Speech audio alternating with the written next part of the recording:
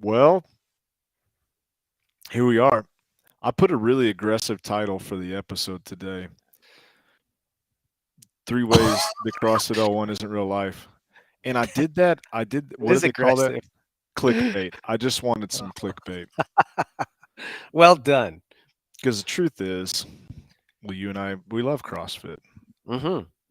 Absolutely. So there isn't any cause for alarm here. It's not that we're slandering the name, but very briefly, and I mean like one sentence yesterday, we were talking just about how it might be illuminating to talk about some of the things that may not carry over as well from the level one certificate course to training on a day in and day out basis.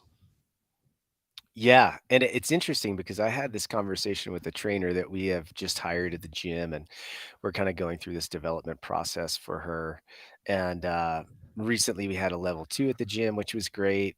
Which again, I think as far as practical application, the level two is hard to beat. Where you're in the environment, you get to coach in front of another coach that's got a lot of experience. You're going to get direct feedback with like what you're actually doing, right? In the gym for the most part. Um, and she was just commenting on how, well organized and how perfectly run, the progression for the toes to bar was, and how everything just seemed to have this excellent flow. And I was like, that's great. And I said, but remember the environment you're in.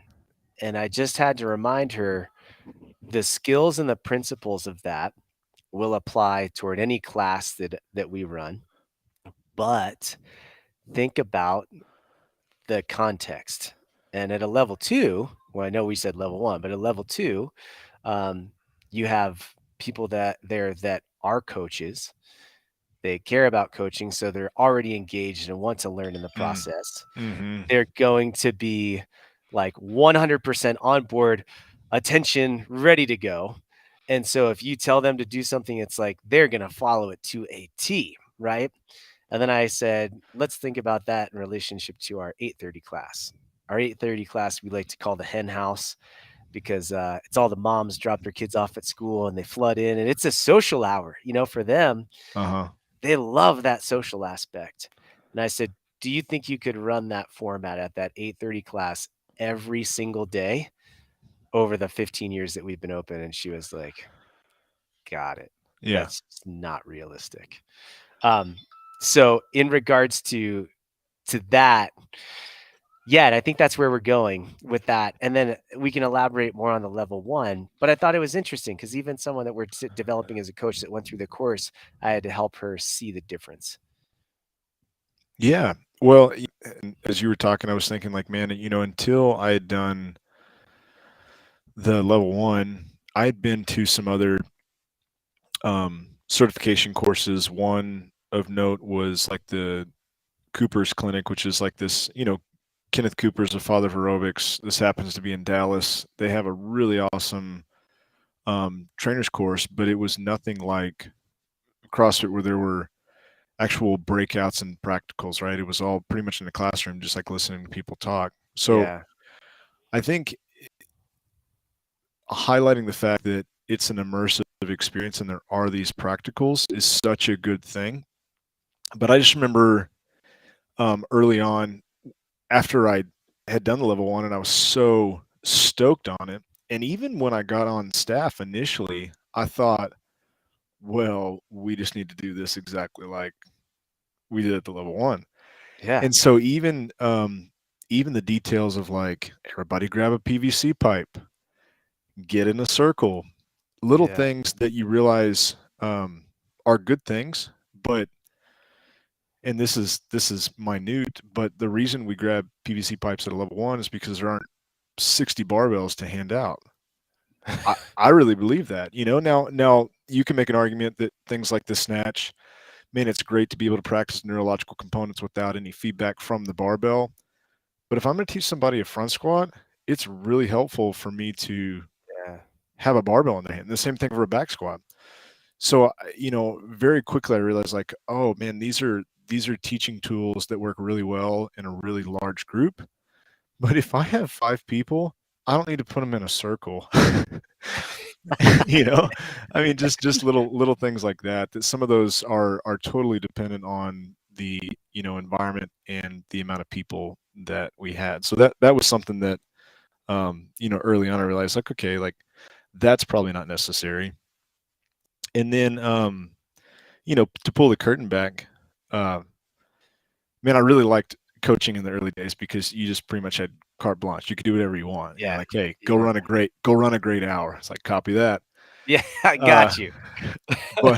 but towards as more and more seminars went down, I remember there being like SOPs that were established. Like, hey, we Yep, got 60 minutes for the squats breakout. We want you to devote, this much to the air squat. Make sure you do squat therapy. Here's front yep, squat and overhead squat. And that, and I think it's important to communicate that, like, that's also not something that I would ever do in a class. yeah, And it's exactly what you said about the level 2. It's like those people have paid so much money to be there that you have a captive audience. mhm, But I've just found over the years that the level of scrutiny and even the time commitment to some of these movements, like we would do in those breakouts, is just really unrealistic and also maybe unnecessary.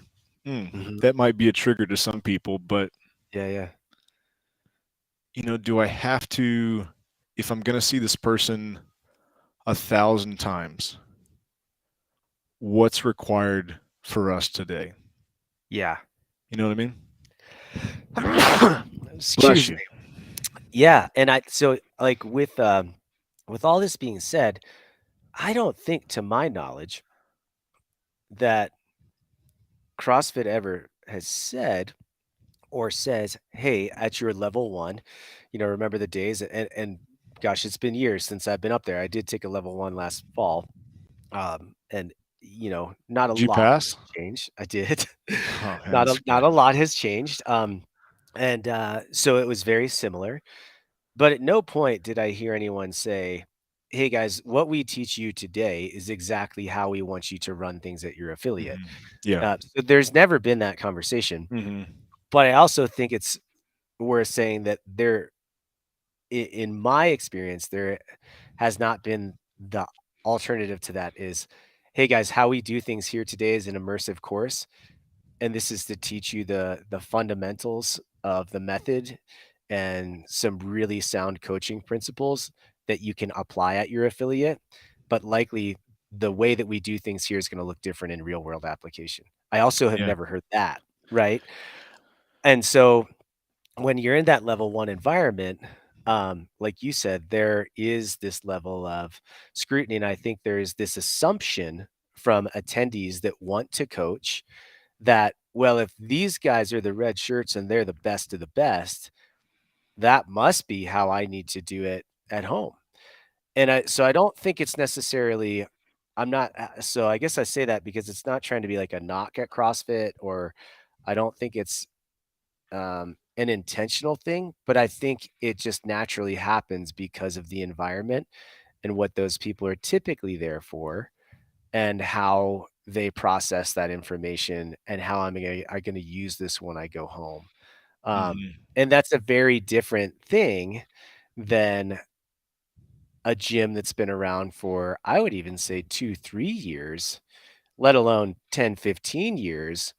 Imagine if I would have been running my classes and the warm-ups with going over every single movement, telling you the points of performance, doing the demonstration, focusing on seeing and correcting like a hawk, Yeah. And it is a specific, I will say, training at a level 1, I found, was a specific skill set, and although it takes time to develop, and it does take skill and knowledge and effort, that skill set served me well for in a class, but not in the way that I ran it. It was more my ability to see and correct It was Mm, more of my mhm. ability to learn how to communicate, how to organize and run a group, even though it's not in the same way. Those are the things that I took out of it. But the actual way of teaching, I think we would have lost our clients long ago if we just did the same thing, rinse and repeat for 15 years. Yeah. Well, I mean, there was a I mean, for real, there was a period of time where it's like, I'm just gonna rip everything off that I'm being taught Yeah. and just do it the same way. And I could just tell people were over, like they didn't want same song and dance. They honestly, they didn't want that kind of performance or that kind of entertainment from me. And Mhm. I could kind of read the audience and I could say, okay, I'm losing them again.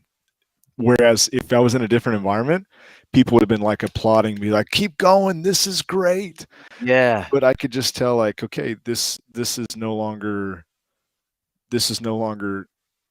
serving the purpose that it's supposed to have, right? I mean, it doesn't matter how great your coaching is if no one's paying attention. Um, you're just talking to. So I think that, and when you think about these courses, it's like classroom instruction and then breakout. And so I Yeah. misinterpreted both of those. Even the classroom instruction, like I just loved that. I mean, Yeah. loved giving it, loved hearing it, just couldn't get enough of that. And so I just assumed, and I think I thought, well, then when I give a whiteboard brief, kneel at my feet, children, and let me teach you something. And I even remember, I mean, this is silly, but back in the day when somebody joined, we would give them a really appropriately difficult workout. And I'm convinced that I would do that just so after they finished and they were so tired than the what is fitness lecture. I mean, and it would go Oh, on for 20, 30 minutes and they would just, be sitting there in a, pile of their sweat. And I just thought, well, now to my own defense, like that was pretty cutting edge at the time. I think yeah. now that message has been so well received. But a pet peeve of mine is now talking too long. It's like, Oh, hey man. man, 3 you don't, minutes. yeah, you don't need to read those words on the board. They can read.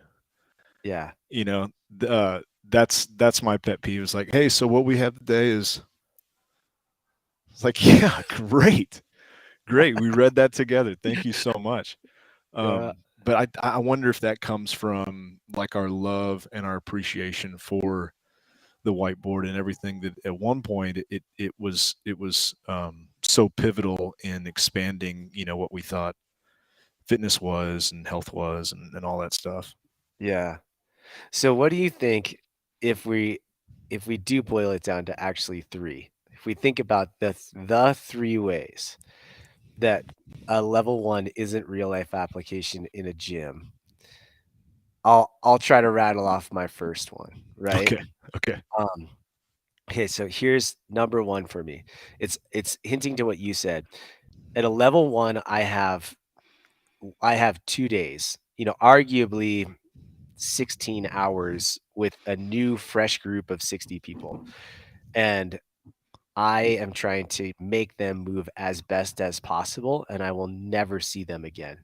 So the level of scrutiny, like you said, can be higher because you're not going to be annoyed with me. You're going to be appreciative that I spent that time with you teaching you the air squat. And, why don't you try this with your toes? It might help create a better knee and your hips drop below parallel more. And we can do this. Let's reach your arms over your head. And, it's sort of like this, we kind of polish the bottle, right? But I can't really get to the root of the cause necessarily. I can make it better, but I might not be getting to the root of it. Where in the affiliate, if my plan is to have you here for a decade, if that's my goal is longevity, performance, fun, I don't have to do that in a day. I can do that over the course of months. I can do that over the course of years. And I think that path is much more appropriate and giving people small victories day to day on the affiliate. Hey, Spencer, why don't you try this today? and let's see that how that feels for you. And because we've looked at this, we know that this is going to be a better movement pattern for you. Or because you're about to do this workout and we know this about your conditioning, here's what to expect of it. And you can just ease people into this instead of just waba, throw them into the fire of like perfect movement, Yeah. polish it up. So that's that. I would say that's like the number one thing that comes to mind for me. Well, I think that's everything. I think well, One, two, and honestly, three. yeah. Well, I think everything flows from that distinction of, hey, we have 2 days, and we're trying to show you all the possibilities. Here's how sharp it could possibly be. Here's what a performance could look like. Here's all of these tools that you can use, like let's get you really enthusiastic and excited about this. But just to reiterate what you said, it's not a relationship. For us, it's a performance. Yeah, yeah. And you develop relationships over the weekend because you care, but it's not something that's going to last a decade. Yeah, it's not how you would start if we're talking about that part of it. It's not how you would start a relationship Yeah. in general.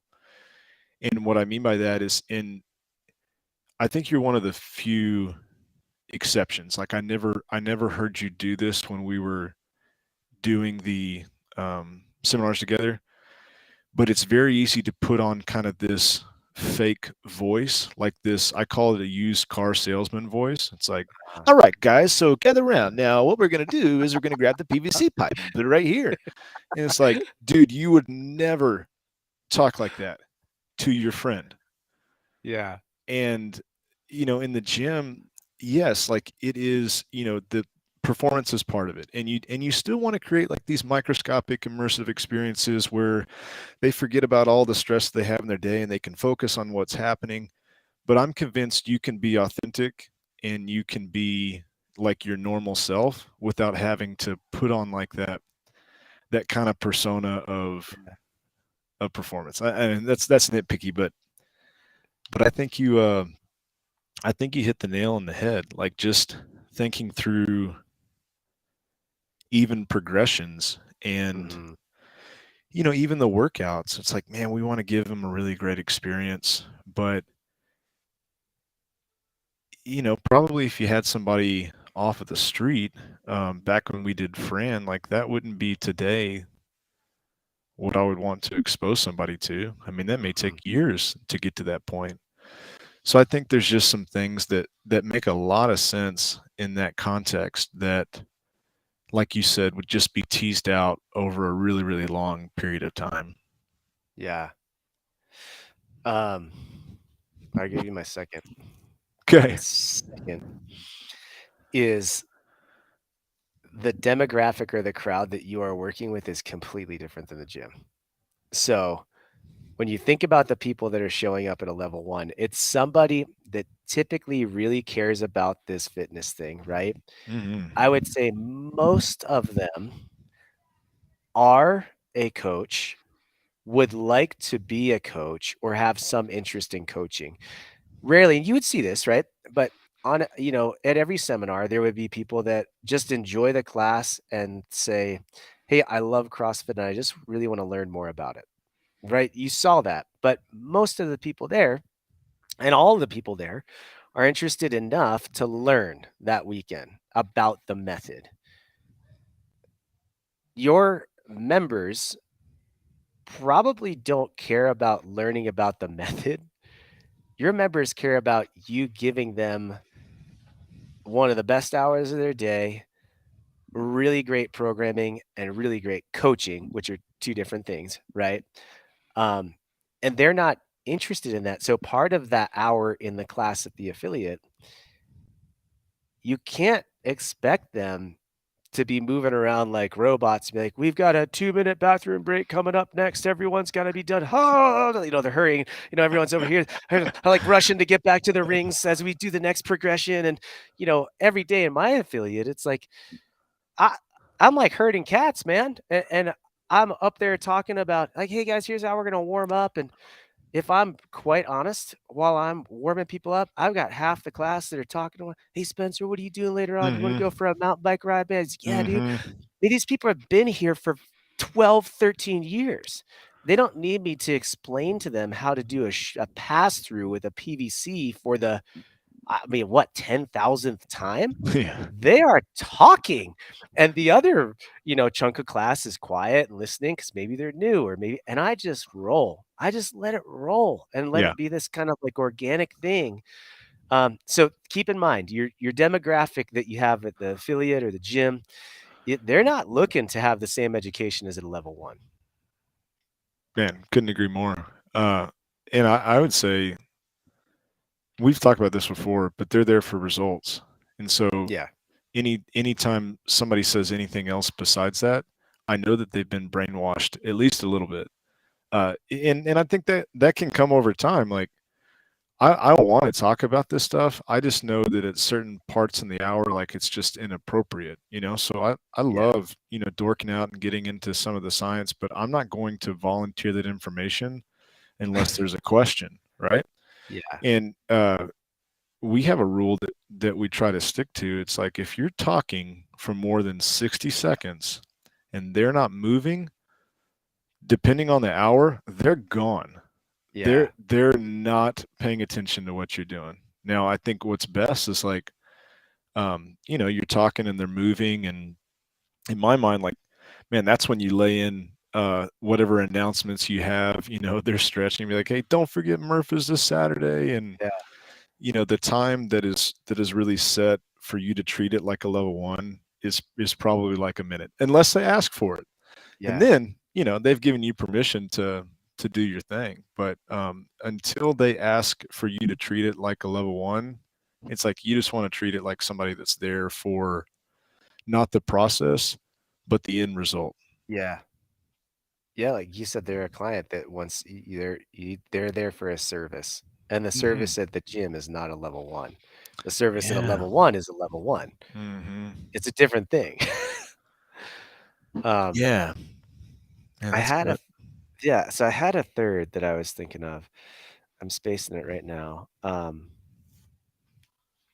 Oh, yes. Okay, here. And this, maybe this ruffles feathers. Oh, let's ruffle, I dude. don't know, man. Let's ruffle. So, understandably, right? And you and I talk about this at the gym. When you're in a gym, you're hiring trainers. People have to be aligned with the vision. They have to know what they're a part of. Having a policy and procedure manual, protocols, all those guide rails give us direction to run a facility the way that we want to best, right? Hmm. So hear me out when I say this. Those are not bad things, right? But at a level 1, those guide rails are the CrossFit method. Makes sense because 'cause you're at a CrossFit seminar, right? As they should be. Now, within that method, I would argue, that as things have evolved over the past 15 years, that's a fairly narrow scope now. Right? So if we start to say constantly varied functional movement at high intensity, our charter toward that is mechanics, consistency, intensity. Um, you know, the what is fitness lecture and talking about increasing work capacity across time and modal domains. And we're talking about technique and the balance between technique and intensity are not at odds because of these things, right? Like those are really specific guidelines and they're laid out to make a really good argument for fitness. But if I have people with me for 15 years, or my goal is to give them a service and product, and maybe this is that I want to get provide a different product now. I sent out a newsletter to people today saying that what I am not willing to have at our gym is I said, I understand the way that we train may not be for everyone. We lift weights. There is an element of intensity in some of our workouts. I focus on warm ups or accessory work that act as prehab. There's a flow throughout the week that has a very level intensity that allows us to recover and have performance. If people don't like that, don't come to us, right?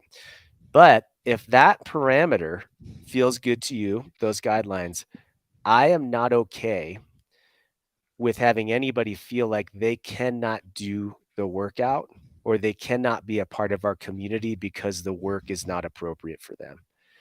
So by that, I mean, if constantly varied functional movement at high intensity is too much for them and they want to stay within our community, if I need to give them somewhat varied, mostly functional, varied intensity, I'm going to.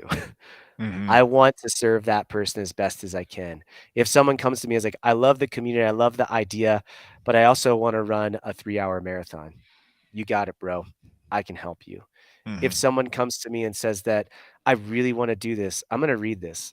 Okay. And this is real life. So this is actually on the online side.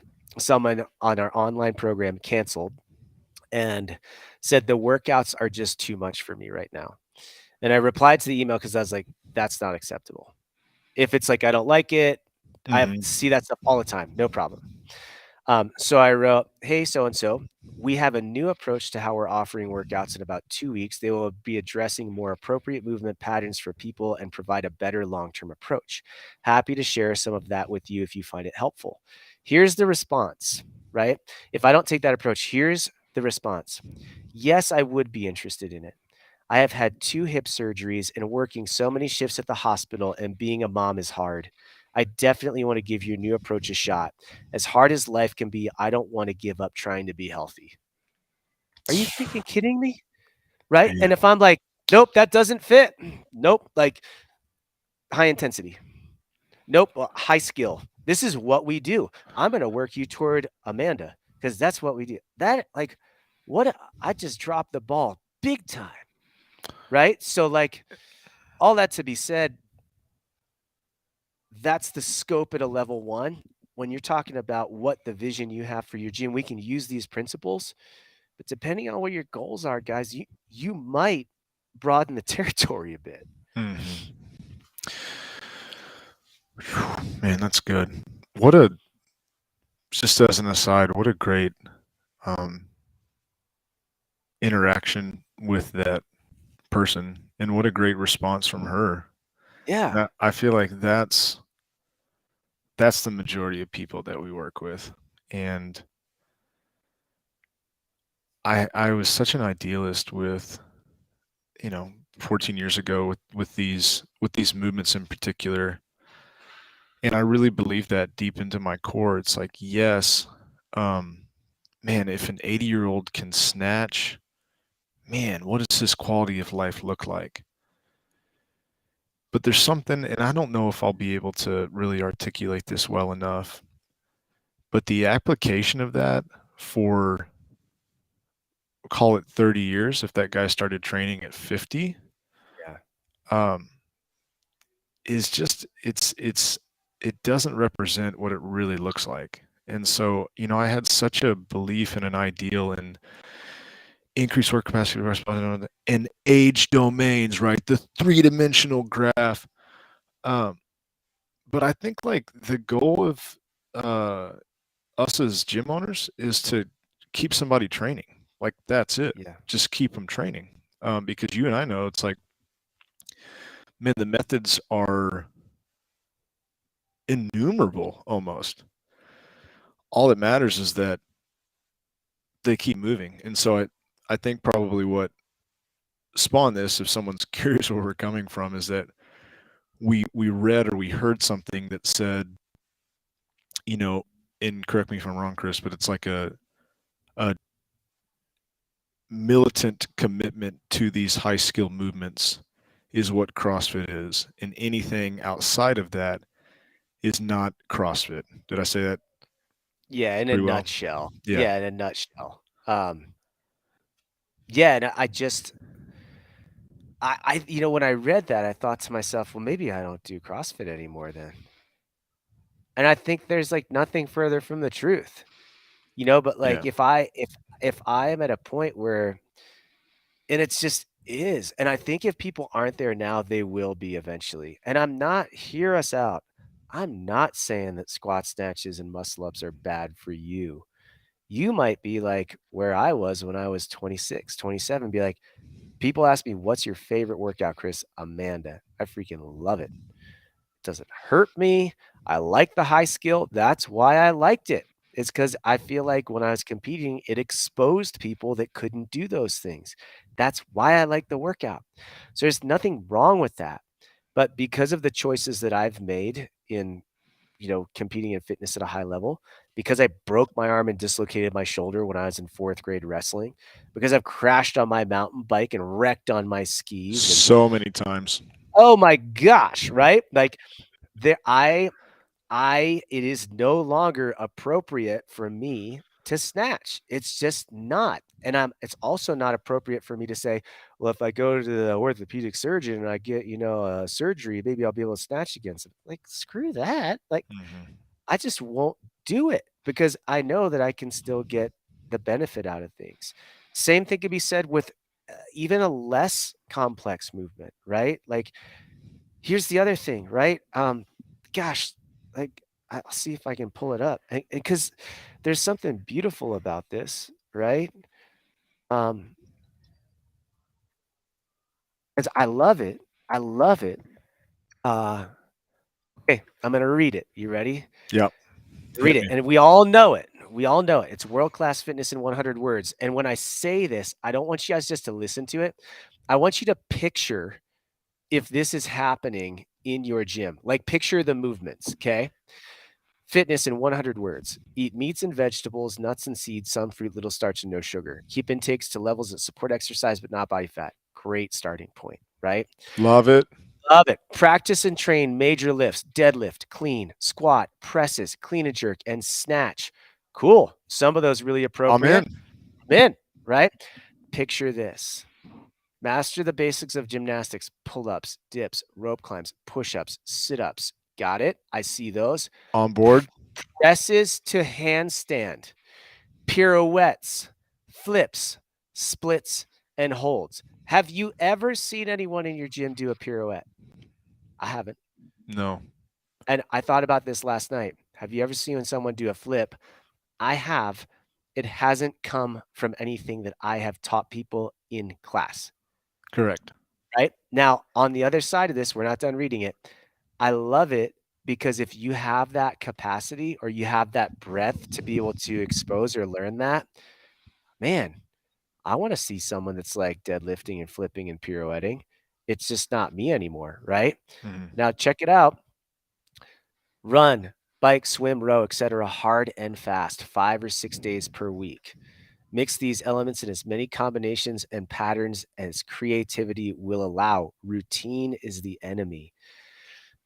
Okay, like still on board. Intensity works. We know this, right? It does. But if I do it every day, all the time, there's going to come a point where I'm not intense anymore. I won't be able to do it. So I gotta structure my week so that I can do that stuff with intensity. That's where I am. What do Mhm. you think? Yeah, thoughts? Yeah. Well, the irony is like go hard 6 days a week, but routine is the enemy. It's like, Right? dude, you going hard 6 out of 7 days a week is a routine. That Yeah, is a routine. 100%. It Okay. doesn't matter if you're doing thrusters one day and then front squat the next day. Yep. It's still intense. Yep. And then here's the finish, okay? And we know this. Keep workouts Mhm. short and intense, which we just talked about that, right? That's actually your routine. But there is value there. It doesn't mean you have to leave that. Mhm. Excuse me. And then obviously the one that we never do, regularly learn and play new sports. Like think about the breadth and scope of that, what we just read. Like that's a pretty regularly learn and play new sports. I mean, here's what I think when I think about that. If I want to regularly learn and play new sports, I have to spend less time in the gym to spend more time outside of the gym. I might not have a 600-pound deadlift because I am learning how to, I don't know, ice skate. I don't know, like put whatever you want in there. Play I might play Quidditch. We had like this is fill in the totally an blank. aside. We had a guy with a lightning bolt tattoo on his ankle. I was like, dude, Mm. is that a Harry Potter tattoo? And he said, yeah, man, I'm on a Quidditch team. Oh, buddy, that's good.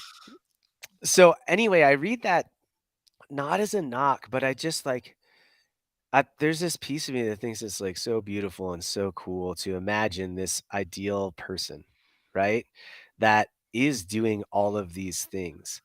But then I think about is anybody is anybody at the le- is the Matt Fraser, the Justin Medeiros, the Tia Claire, like are these people that are at the tip of the spear and in theory like the epitome of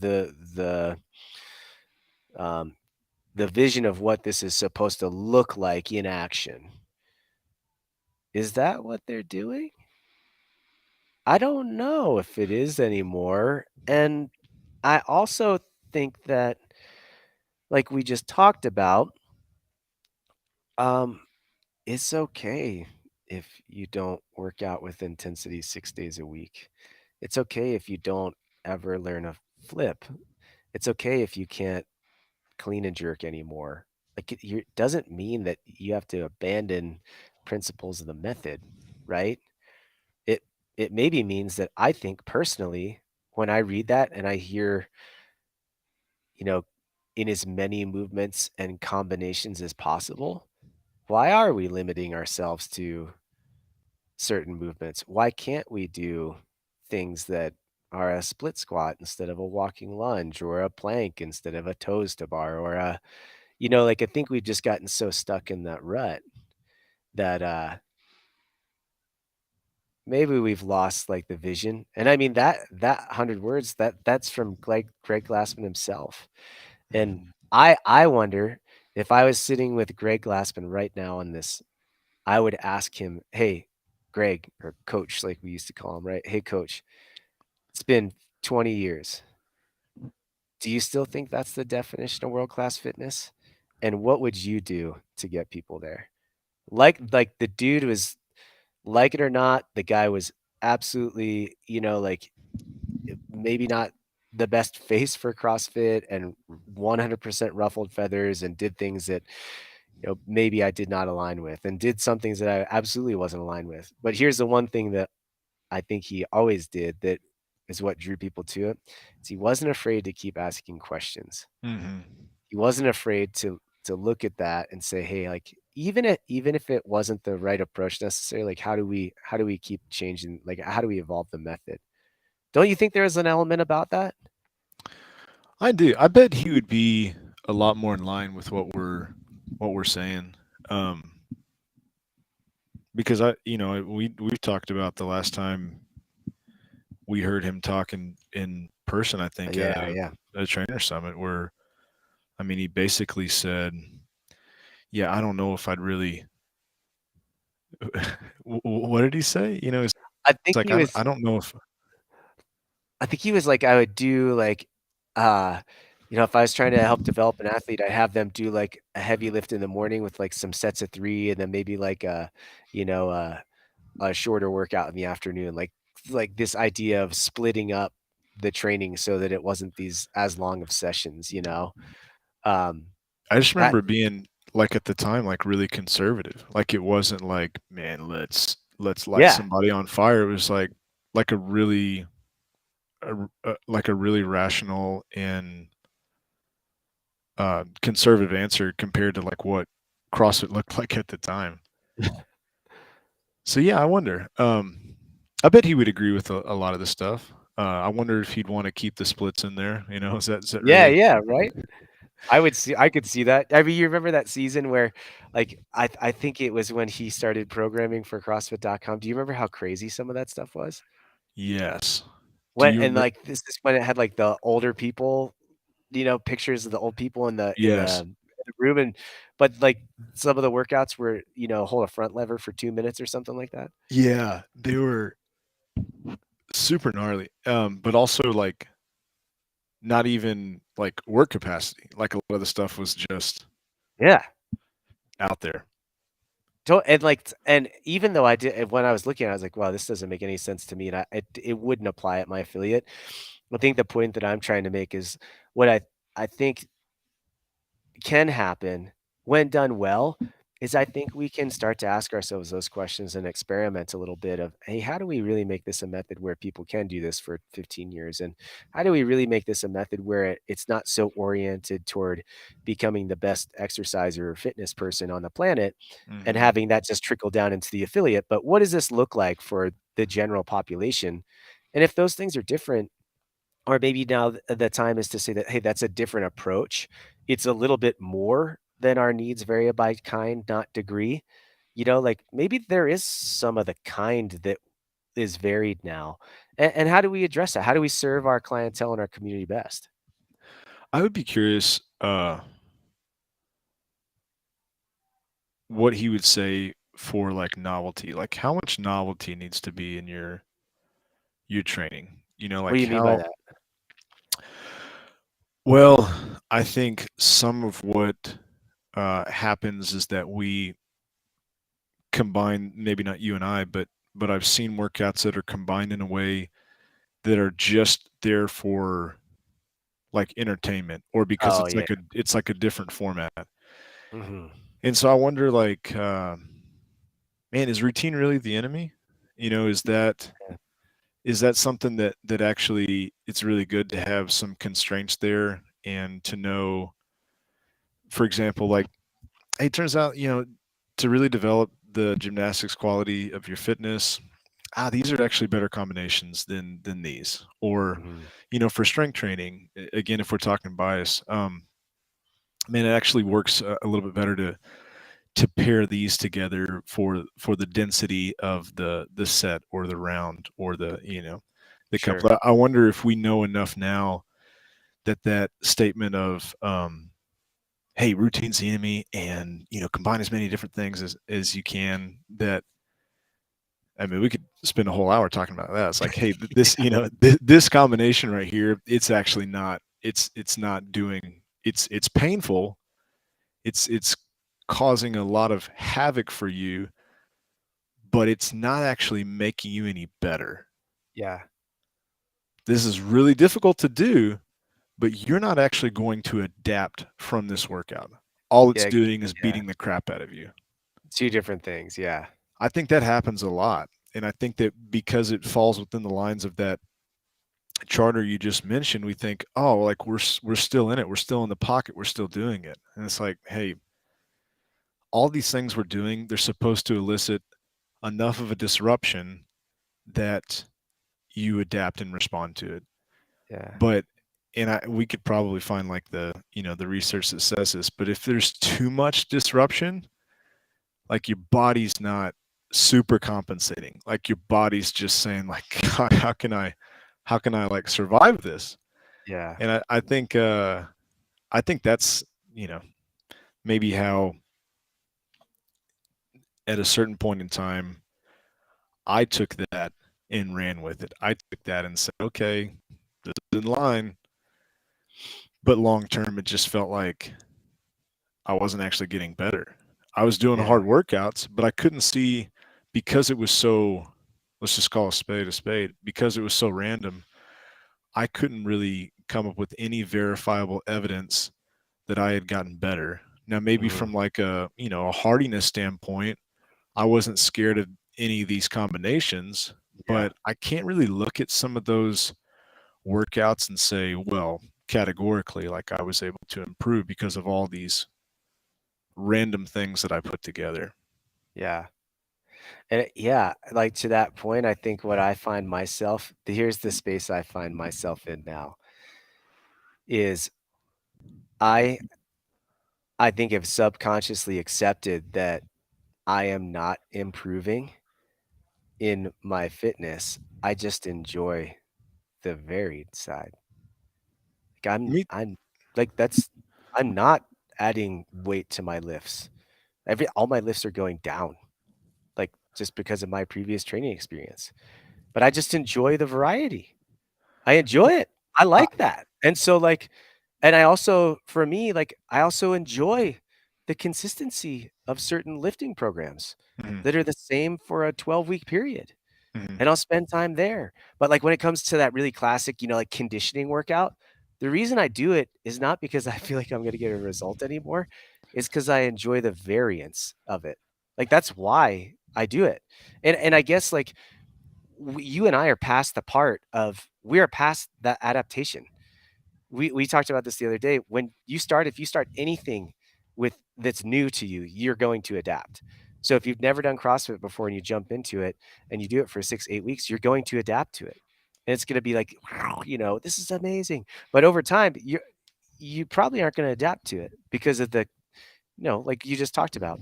So all that being said, it's like I think it's okay to enjoy the variance, but it's also to say it's okay to step outside of that and have some consistency if that's what gives you a better result. Yeah, man, I think there's gotta be some method. I love exercise variation because I think I have ADD. Like I Yeah. I think it keeps me entertained. And so I this is a confession. I've never in 20 years been able to stick with a linear progression program for 12 weeks. I've Yeah. I've never seen it through.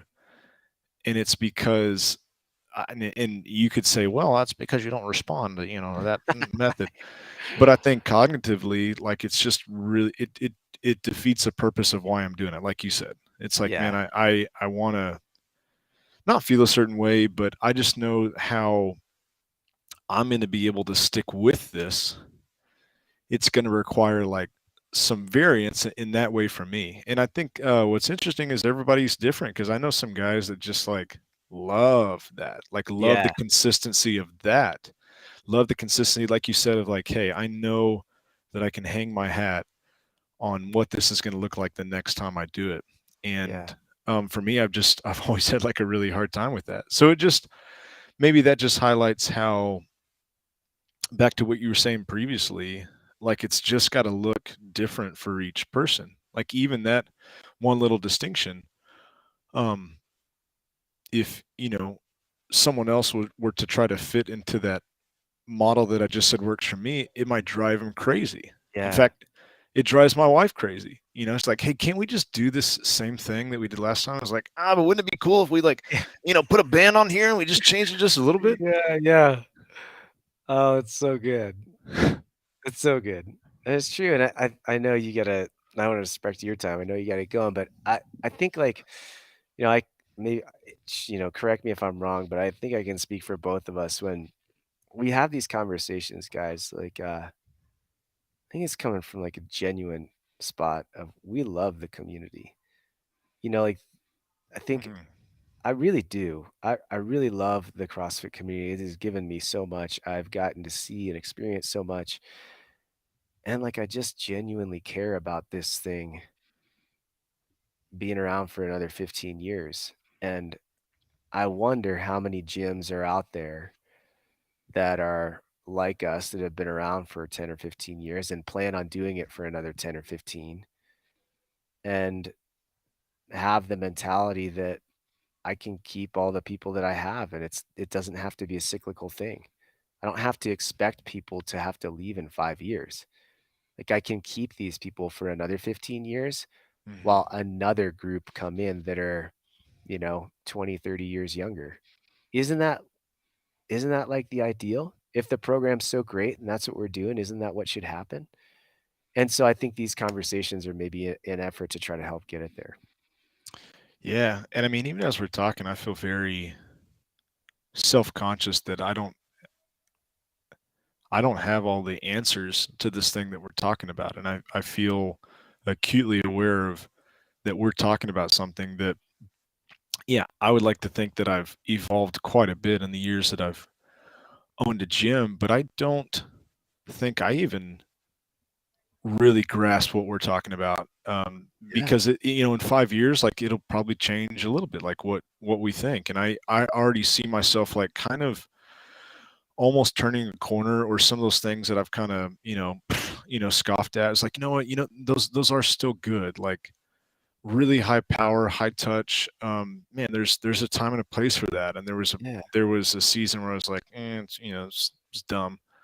Um, so I think just that admission that the conversation we're having isn't coming from experts. It's coming from two guys that are like you said, like really determined and devoted to this process of helping people and open to the possibility that the way that we've done it isn't the way that is going to serve our clients the best long term. Or like you said, man, there's a point in time where you loved Amanda, but Yeah. things change. Yeah. And I think that's probably a great note just to hang our hat on, is that everything that we learned at the level 1, level 2 is great. Things change. Things change for people. And you can be an orthodox CrossFitter that says, "Man, I have to do this exactly like I learned," Yeah. or you can be open to, maybe a fresh perspective that quite possibly could allow you not only to do a lot of good for people, but to do a lot of good for people for a long time. Yeah. 100%. Well, okay. Done. Wrap it up.